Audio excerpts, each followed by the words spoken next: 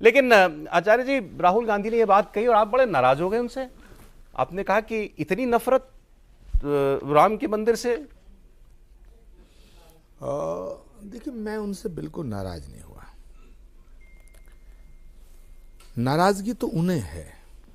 अच्छा। हिंदू शब्द से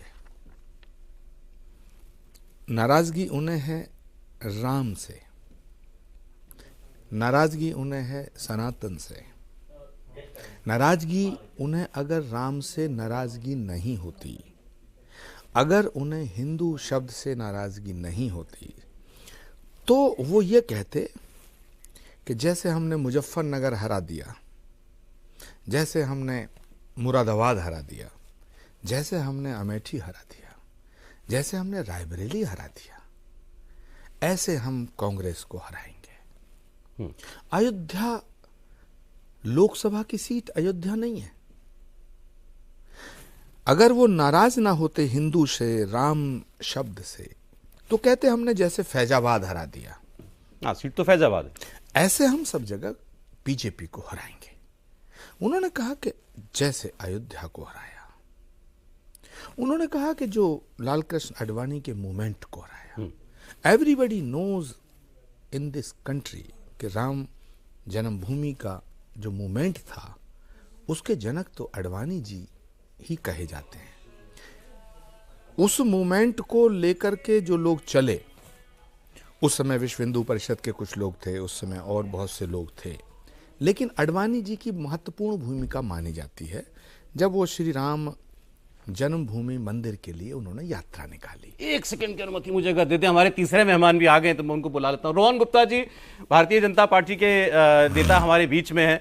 पूर्व कांग्रेस नेता कहूं आपको, बीजेपी या मौजूदा बीजेपी के नेता कहूं, जो आप चाहें। दोनों ही सच है, वर्तमान में ही बात करते हैं। तीसरी कुर्सी भी अगर ऐसी, तीसरी कुर्सी पर भी आज ऐसी अगर कोई बैठे होते तो मुझे लगता है मैं 24 अकबर रोड में बैठा हुआ हूं कांग्रेस के दफ्तर में। नहीं, आचार्य जी प्लीज अपनी बात कीजिए। तो उन्होंने जिस तरह से कहा, उसमें कुछ सोचने समझने की बात नहीं है। देखिए, हमारे यहाँ शास्त्रों में एक सूत्र आता है, ओम जी इसको अच्छी तरह जानते हैं, कि प्रत्यक्षम किम प्रमाणम। प्रत्यक्ष को प्रमाण की आवश्यकता नहीं होती है। तो राहुल जी का जो डायलॉग है, राहुल जी के जो शब्द हैं, राहुल जी का जो सेंटेंस हैं, राहुल जी का जो भाषण है, राहुल जी का जो बॉडी लैंग्वेज है, राहुल जी का जो एटीट्यूड है, जो उनकी भाव भंगिमाएं हैं, वो सब चिल्ला चिल्ला के कह रही हैं कि वो क्या कहना चाहते हैं। एंटी हिंदू है वो। अभी पार्लियामेंट में तो भगवान शिव की फोटो दिखा रहे थे सबको, अभय मुद्रा बता रहे थे। सौरभ, ये एक बहुत ही बड़ा विराट विषय है और आपका चैनल बहुत बड़ा चैनल है, आप बहुत बड़े एंकर हैं, बहुत बड़े पत्रकार हैं। सनातन क्या है, सनातन को समझना, महादेव को समझना, देवादिदेव महादेव की बात करना, और भारत की संसद, ये भी, इसे लोकतंत्र का मंदिर कहा गया है। लोकतंत्र के मंदिर में तुम देवादिदेव महादेव को ला जा करके पटल पे रख दो, यही गलत है।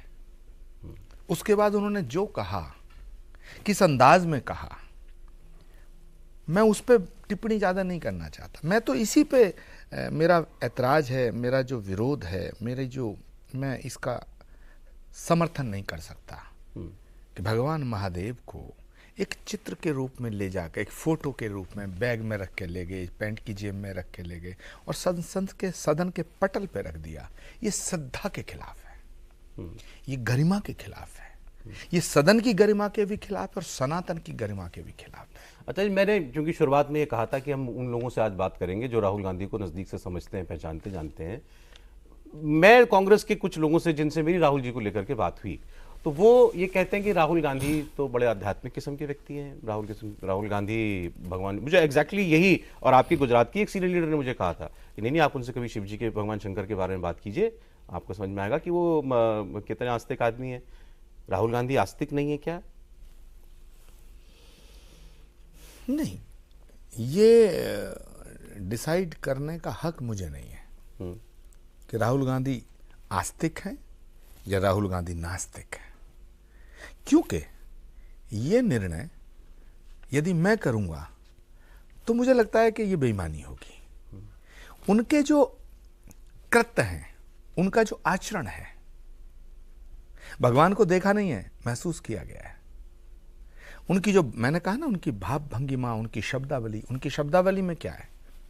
उन्होंने क्या कहा कि जिस तरह लाल कृष्ण आडवाणी के मूवमेंट को हराया, इसका मतलब क्या है?